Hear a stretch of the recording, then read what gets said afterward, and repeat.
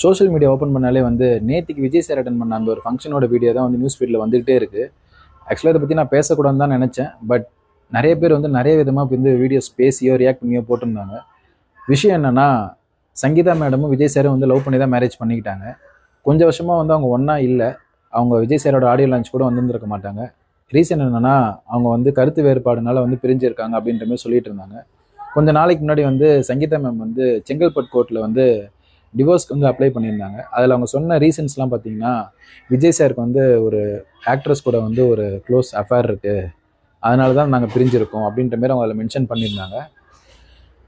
இப்போ நேத்திக்கு பார்த்தீங்கன்னா, விஜய் சார் வந்து அந்த ஆக்ட்ரஸ் கூடயே வந்து ஒன்றா வந்து அந்த ஃபங்க்ஷனுக்கு வந்ததுனால தான் இப்போ ஒரு பெரிய பேசு பொருளாக மாறிடுச்சு. ஸோ இன்டர்நெட் ஃபுல்லாகவே வந்து இதை பற்றி தான் பேசிக்கிட்டு இருக்காங்க. அண்ட் இதில் நிறைய பேர் என்ன சொல்கிறாங்க அப்படின்னா, சங்கீதா மேடம் சொன்ன மாதிரியே வந்து அவர் உண்மையாலுமே அஃபேரில் தான் இருக்கார் போல், அதனால தான் அவர் கூட ஒன்றா சுற்றிக்கிட்டு இருக்காரு அப்படின்ற மாதிரி ஒரு சில பேர் சொல்கிறாங்க.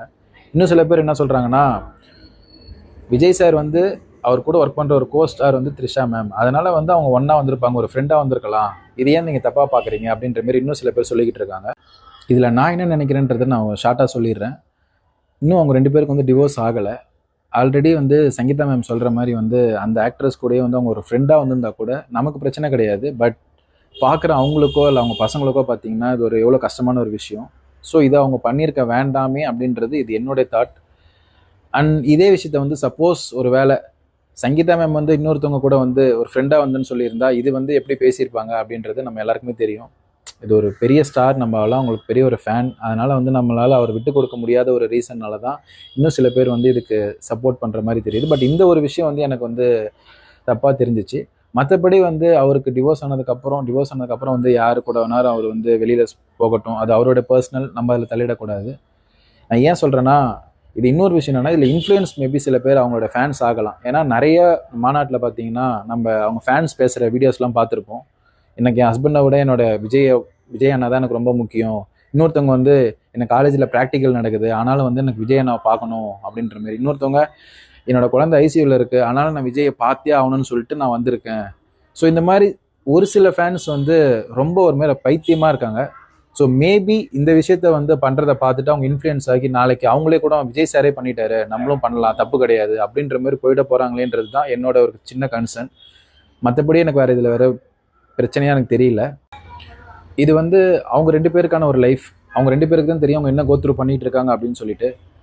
சங்கீதா மேம் வந்து தான் இப்போ வந்து இந்த மாதிரி ஒரு அலிகேஷன்ஸ் வச்சுருக்காங்க விஜய் சார் மேலே. பட் விஜய் சார் வந்து இன்னும் ரெஸ்பான்ஸ் எதுவும் பண்ணல. ஸோ அவங்க 2 பேரும் பார்த்துப்பாங்க. அதை நம்ம லைஃப்பை பார்ப்போம். ஏன்னா நம்ம லைஃப்லேயே வந்து நிறைய பிரச்சனை, 1000 விஷயம் போய்கிட்டு இருக்கு. அதை பார்க்குறதுக்கே நமக்கு டைம் இல்லை. ஸோ இதை பற்றி பேசி நம்ம வீணாக வந்து நம்ம ஹெல்த்தை ஸ்பாயில் பண்ணிக்க வேண்டாம், டென்ஷன் ஆக வேண்டாம். ஸோ நம்ம லைஃப்பை நம்ம பார்ப்போம். அண்ட் இன்னும் சில பேர் என்ன சொல்கிறாங்கன்னா, ஆனால் பர்சனல் லைஃப்பில் இப்படி பண்ணாதனா, எலெக்ஷன் வரைக்கும் வந்து இப்படி வந்து பார்த்துறேன்னா அப்படின்ற மாதிரி சொல்கிறாங்க. பர்சனல் லைஃப்பை பார்த்து தான் நம்ம ஒருத்தவங்களுக்கு ஓட்டு போட போகிறோம் அப்படின்னா, இங்கே பாதி பொலிட்டிஷியன்ஸோட பர்சனல் லைஃப் வந்து சரியாக இல்லை. ஸோ அவர் ஒரு பொலிட்டீஷியனாக உங்களுக்கு என்ன நல்லது பண்ணுவார், இல்லை இப்போ இருக்கிற விஷயத்துலேருந்து என்ன இம்ப்ரூவைஸ் பண்ணி உங்களுக்கு பண்ணுவாருன்றதை மட்டும் யோசித்து அவருக்கு நீங்கள் ஓட்டு போடணுன்னா போடுங்க. அதை தாண்டி பர்சனல் லைஃப்பில் இப்படி இருக்காதீங்கன்னா, அது வந்து எலெக்ஷனில் ரிசல்ட்டில் பாதிக்கும் அப்படின்ற மாதிரிலாம் வந்து நிறைய பேர் சொல்கிறாங்க. ஸோ கம்பேர் பண்ண தேவையில்லை. அண்ட் இதை தான் நான் ஷேர் பண்ணிக்கணும்னு நினச்ச ஒரு விஷயம். இதை பற்றி நீங்கள் என்ன நினைக்கிறீங்கன்னு சொல்லிட்டு கமெண்ட்ஸில் சொல்லுங்கள். தேங்க்யூ.